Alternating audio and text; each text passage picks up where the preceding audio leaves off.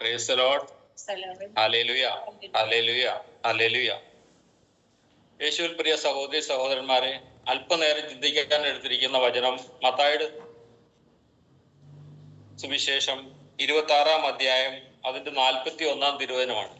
മത്തായിയുടെ സുവിശേഷം 26-ാം തിരുവചനം അതിന്റെ 41-ാം തിരുവചനം. പ്രലോഭനത്തിൽ അകപ്പെടാതിരിക്കാൻ നിങ്ങൾ ഉണർന്നിരുന്ന് പ്രാർത്ഥിക്കുവിൻ. ആത്മാവ് സന്നദ്ധമെങ്കിലും ശരീരം ബലഹീനമാണ്. Praise the Lord. ഇവിടെ യേശു നമ്മളോട് പറയാണ്, പ്രലോഭനത്തിൽ അകപ്പെടാതിരിക്കാൻ നിങ്ങൾ ഉണർന്നിരുന്ന് പ്രാർത്ഥിക്കുവിൻ. ആത്മാവ് സന്നദ്ധമെങ്കിലും ശരീരം ബലഹീനമാണ്. നമ്മളിത് ഇന്നത്തെ ധ്യാനത്തിന്റെ ആദ്യ ഭാഗത്ത് നമ്മൾ പ്രാർത്ഥനയെ കുറിച്ചും എങ്ങനെയാണ് പ്രാർത്ഥിക്കേണ്ടതെന്നും എങ്ങനെയാണ് രണ്ട് വ്യക്തികൾ പ്രാർത്ഥിച്ചതിനെ കുറിച്ചെല്ലാം നമ്മൾ കേട്ടു. ഇവിടെ പറയുകയാണ് പ്രലോഭനത്തിൽ ഉൾപ്പെടാതിരിക്കാൻ അല്ലെങ്കിൽ അകപ്പെടാതിരിക്കാൻ. അത് ലൂക്കായുടെ സുവിശേഷം 22-ാം അധ്യായത്തിൽ പറയുന്ന അവിടെ പരീക്ഷയിൽ അകപ്പെടാതിരിക്കാൻ. അവിടെയും പറഞ്ഞിരിക്കുന്നത് നിങ്ങൾ എന്തുകൊണ്ടാണ് ഉറങ്ങുകയാണോ ഉണർന്നിരുന്ന് പ്രാർത്ഥിക്കാൻ എന്ന്. പരീക്ഷയിൽ അകപ്പെടാതിരിക്കാൻ. ഇവിടെ പറയുന്ന പ്രലോഭനത്തിൽ അകപ്പെടാതിരിക്കാൻ. പക്ഷെ നമ്മുടെയൊക്കെ ജീവിതത്തില് പ്രലോഭനമില്ലാത്ത ഒരു നിമിഷം പോലും ഇല്ല. അപ്പൊ നമ്മളൊക്കെ പ്രാർത്ഥിക്കേണ്ടത് ഈ പ്രലോഭനത്തിൽ അകപ്പെട്ടു പോകാതിരിക്കാൻ വേണ്ടിയിട്ടാണ്. പലപ്പോഴും നമ്മുടെ പ്രാർത്ഥന വ്യക്തിപരമായ ആവശ്യങ്ങൾക്ക് വേണ്ടിയിട്ട് മാത്രമാണ്. ഇവിടെ യേശു ഗത്സമനിൽ പ്രാർത്ഥിക്കുന്നു, തീവ്രമായ ദുഃഖത്താൽ പ്രാർത്ഥിക്കുന്നുണ്ട്. അത് 37-ലൊക്കെ പറയുന്നുണ്ട്, സെബെദെയി പുത്രന്മാർ ഇരുവരെയും കൂട്ടിക്കൊണ്ട് ദുഃഖിക്കാനും അസ്വസ്ഥനാകാനും തുടങ്ങിയെന്ന് പറയുന്നു. അപ്പൊ നമ്മുടെയൊക്കെ ജീവിതത്തിലും ദുഃഖങ്ങളും ദുരിതങ്ങളും ഒക്കെ ഉണ്ടാകും. നമ്മളും അസ്വസ്ഥമാകുന്നുണ്ട്, അസ്വസ്ഥരായി പോകുന്നുണ്ട്. പക്ഷെ അവിടെയാണ് പ്രലോഭനങ്ങൾ ഉണ്ടാകുന്നത്. അപ്പൊ ഇതിന്റെ 39-ാം വചനത്തിൽ പറയുന്നുണ്ട്, അവൻ അല്പദൂരം മുന്നോട്ട് ചെന്ന് കമിഴ്ന്ന് വീണ് പ്രാർത്ഥിച്ചു, എന്റെ പിതാവേ, സാധ്യമെങ്കിൽ ഈ പാനപാത്രം എന്നിൽ നിന്ന് അകന്നു പോകട്ടെ എന്ന്. അപ്പൊ ഇവിടെയാണ് പ്രലോഭനം വരുന്നത്. നമ്മുടെ പ്രാർത്ഥനയും ഇത് തന്നെയാണ്, ഈ ദുഃഖങ്ങൾ എന്നിൽ നിന്നും അകന്നു പോകട്ടെ എന്ന്. പക്ഷെ പെട്ടെന്ന് തന്നെ യേശു തിരിച്ചറിയുന്നു, എങ്കിലും എന്റെ ഹിതമല്ല പിതാവിന്റെ ഇഷ്ടം നിറവേറട്ടെ എന്ന്. അപ്പൊ ഈ യേശു ഇവിടെ പ്രാർത്ഥിച്ചുകൊണ്ടിരിക്കുകയായിരുന്നു. അതുകൊണ്ടാണ് ഈ അസ്വസ്ഥമായെങ്കിലും ദുഃഖം കൊണ്ട് ദുഃഖിക്കാനും അസ്വസ്ഥനാകാനും തുടങ്ങി ഇങ്ങനെ പ്രാർത്ഥിക്കുകയും ചെയ്യുന്നുണ്ട് എങ്കിൽ പോലും പെട്ടെന്ന് തിരിച്ചറിവ് കിട്ടുന്നു, ഇത് പിതാവിന്റെ ഇഷ്ടമാണ്, ഞാൻ ഇത് സഹിച്ചേ മതിയാവുള്ളൂ.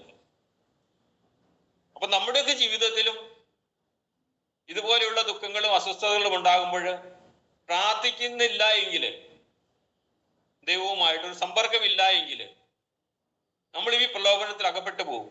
ഇതിൽ നിന്നെല്ലാം എന്നെ വിടുവിക്കണമേ, ഈ രോഗങ്ങൾ എന്നിൽ നിന്ന് മാറ്റിത്തരണമേ, അല്ലെങ്കിൽ ഈ അസ്വസ്ഥതകൾ മാറ്റിത്തരണമേ എന്നായിരിക്കും നമ്മുടെയൊക്കെ പ്രാർത്ഥനകൾ വരുന്നത്. ഒരുപക്ഷെ അത് മാറി പോകണമെന്നില്ല. അപ്പോഴെന്താണ് സംഭവിക്കുന്നത്? നമ്മൾ നിരാശയിലേക്ക് പോകുന്നു. ഞാൻ ഇത്രമാത്രം പ്രാർത്ഥിച്ചിട്ടും എന്തുകൊണ്ട് എനിക്ക് സംഭവിച്ചു? നേരെ മറിച്ച് ആ പരീക്ഷയിൽ അകപ്പെടാതെ കണ്ട് ദൈവത്തിന്റെ ഹിതം എന്താണോ അത് നിറവേറട്ടെ എന്ന് പ്രാർത്ഥിക്കുകയാണ് എങ്കിൽ അത് മാറിയാലും മാറിയില്ലെങ്കിലും എനിക്കൊരു പ്രശ്നവും ഉണ്ടാകുന്നില്ല. അവിടെ എനിക്ക് നിരാശപ്പെടേണ്ട ആവശ്യം വരുന്നില്ല. അപ്പൊ ഈ രീതിയിലായിരിക്കും നമ്മുടെ പ്രാർത്ഥനകളും നമ്മുടെ ചിന്തകളും മാറേണ്ടത്. ഈ ലോകത്ത് പ്രലോഭനങ്ങൾ ഉണ്ടാകുക തന്നെ ചെയ്യും. അതാണ് മത്തായിയുടെ സുവിശേഷം 18-7 പറയുന്നുണ്ട്, പ്രലോഭനങ്ങൾ നിമിത്തം ലോകത്തിന് ദുരിതം, പ്രലോഭനങ്ങൾ ഉണ്ടാകേണ്ടതാണ്. അപ്പൊ പ്രലോഭനം ഉണ്ടാകും. നമുക്കറിയാം, യേശുവിനെ മരുഭൂമിയില് പ്രലോഭനാണ് അവിടെ പരീക്ഷിച്ചത്. മത്തായി 4:3 പറയുന്നുണ്ട്, പ്രലോഭകൻ അവനെ സമീപിച്ചു എന്ന്.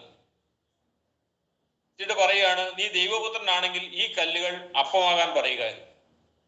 അപ്പൊ അതൊരു പരീക്ഷണമാണ്, അതൊരു പരീക്ഷിക്കുകയാണ് അവിടെ. അപ്പൊ ഇതാണ് പ്രലോഭനം എന്ന് പറയുന്നത്. അപ്പൊ നമ്മുടെ ജീവിതത്തിലും ഇതുപോലെയുള്ള പ്രലോഭനങ്ങൾ അല്ലെങ്കിൽ പരീക്ഷണങ്ങള് ഓരോ നിമിഷവും നടന്നുകൊണ്ടിരിക്കുകയാണ്. അപ്പൊ നമ്മുടെ വ്യക്തിപരമായ ആവശ്യങ്ങൾക്ക് വേണ്ടിയിട്ട് മാത്രം നമ്മൾ പ്രാർത്ഥിച്ചുകൊണ്ടിരിക്കുമ്പോൾ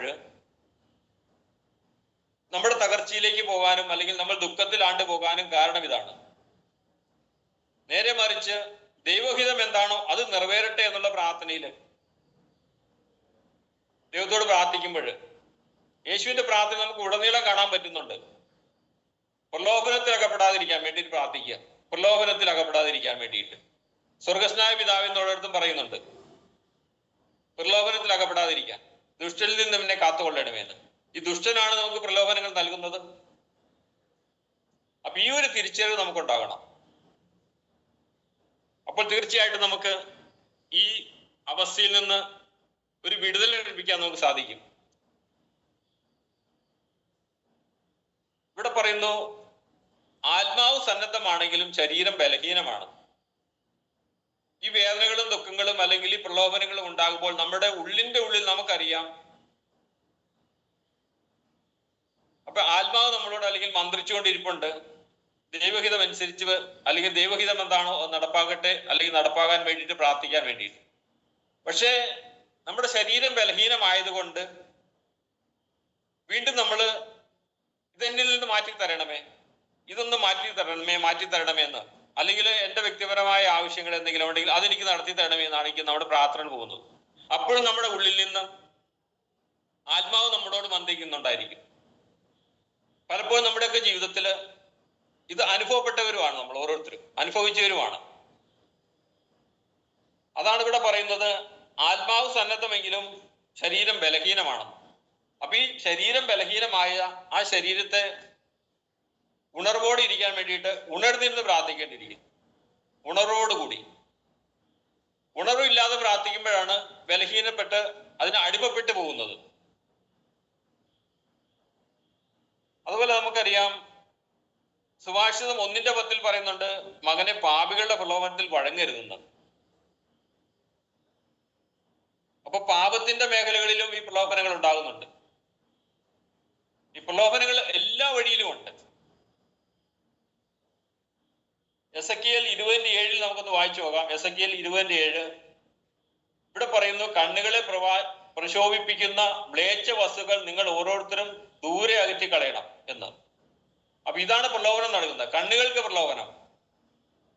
അപ്പൊ മ്ലേച്ഛ വസ്തുക്കളിലേക്ക്, വിഗ്രഹങ്ങളിലേക്ക്, ഇതിലേക്കെല്ലാം, നമ്മുടെ വിഗ്രഹങ്ങളിലേക്കെല്ലാം നമ്മുടെ കണ്ണുകൾ പോകുന്നു. അത് നമ്മളെ അശുദ്ധിയിലേക്ക് നയിക്കുന്നു. അപ്പോൾ നമ്മൾ ആ പ്രലോഭനത്തിൽ വീണുപോകുന്നു. അപ്പൊ പ്രാർത്ഥിക്കുന്ന ഒരു വ്യക്തിക്ക് യേശുവുമായിട്ടൊരു ബന്ധമുണ്ടെങ്കിൽ, അല്ലെങ്കിൽ ദൈവവുമായിട്ടൊരു ബന്ധമുണ്ടെങ്കിൽ, എന്നെ പ്രലോഭനത്തിൽ ഉൾപ്പെടുത്തരുത്, അല്ലെങ്കിൽ ദുഷ്ടനിൽ നിന്ന് എന്നെ കാത്തുകൊള്ളണമേ എന്ന് പ്രാർത്ഥിക്കുന്ന ഒരു വ്യക്തിക്ക് തീർച്ചയായിട്ടും ആ ഗത്സമനിൽ യേശു പ്രാർത്ഥിച്ചപ്പോൾ ആ ദൂതനെ അയച്ച് ആത്മധൈര്യം നൽകിയതുപോലെ നമ്മുടെ ജീവിതത്തിലും ദൈവത്തിന്റെ ഇടപെടലുണ്ടാകും. ഒരു വേള നമ്മളും ഇതുപോലെ പ്രാർത്ഥിച്ചാൽ പോലും പെട്ടെന്ന് നമുക്ക് ആ ആത്മാവിൽ നിന്നും നമുക്ക് ആ സ്വരം ശ്രവിക്കാനും അതനുസരിച്ച് നമുക്ക് തിരിച്ചു വരാൻ സാധിക്കും. അപ്പൊ അതുകൊണ്ട് നമ്മുടെയൊക്കെ ജീവിതത്തിൽ നമുക്ക് ഈ രീതിയിൽ പ്രാർത്ഥിക്കാൻ നമുക്ക് പരിശ്രമിക്കാം. അതിനനുസരിച്ച് നമ്മെ തന്നെ സ്ഥിരതയുള്ളവരാക്കിക്കൊണ്ട്, അല്ലെങ്കിൽ ദൃഢമായിട്ട് വിശ്വസിച്ചുകൊണ്ട്, നമുക്ക് സഹിക്കാൻ അപ്പുറത്തൊരു വേദനയും ദൈവം നമുക്ക് നൽകിയില്ല. നമുക്കറിയാം, പൗലോസ് പറയുന്നുണ്ട് 1 കൊറിന്തോസിൽ 10:13 പറയുന്നുണ്ട്, മനുഷ്യ സാധാരണമായ അല്ലാത്ത ഒരു പ്രലോഭനം നമുക്ക് ഉണ്ടാകില്ലെന്ന് പറയുന്നു. അതിനെ നേരിടാനുള്ള ശക്തി ദൈവം തീർച്ചയായിട്ടും തരും. അത് തന്നെയാണ് അവിടെ പറയുന്നത്. ദൈവം വിശ്വസ്തനാണ്. നമ്മുടെ ശക്തിക്ക് അതീതമായ ഒരു പീഡനവും നമുക്ക് ഉണ്ടാകുന്നില്ല. പക്ഷെ പ്രാർത്ഥിക്കാത്ത ഒരു വ്യക്തി ഈ പ്രലോഭനത്തിൽ വീണുപോകും. അതുകൊണ്ട് നമുക്ക് അനുദിനം പ്രാർത്ഥിക്കാം, ദുഷ്ടനിൽ നിന്നും എന്നെ കാത്തുകൊള്ളണമേ, അല്ലെങ്കിൽ പ്രലോഭനത്തിൽ നിന്നും എനിക്കൊരു വിടുതൽ നൽകണമേ എന്ന്. അപ്പോൾ നമ്മുടെയൊക്കെ ജീവിതം ധന്യമാക്കാൻ നമുക്ക് സാധിക്കും. ആ ദൈവഹിതം നടത്താൻ വേണ്ടിയിട്ട് നമുക്ക് പ്രാർത്ഥിക്കുകയും പരിശ്രമിക്കുകയും ചെയ്യാം. അതിനുള്ള ശക്തിക്ക് വേണ്ടി നമുക്ക് പരിശ്രമിക്കാം.